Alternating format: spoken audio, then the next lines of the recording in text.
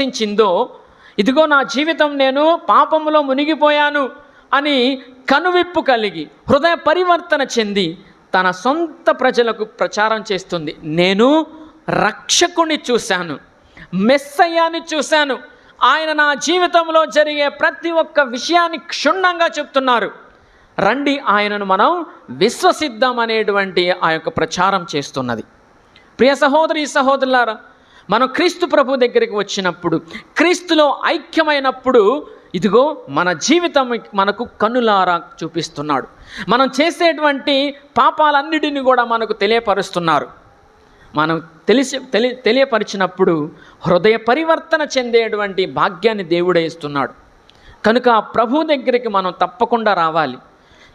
ఇన్నాళ్ళ నుంచి నువ్వు ప్రభు దగ్గరికి రాకుండా ఉన్నావా? క్రీస్తు ప్రభు దగ్గరికి రాకుండా ఉన్నావా? ఇప్పుడే తెలుసుకో, కనువిప్పు కలుగు.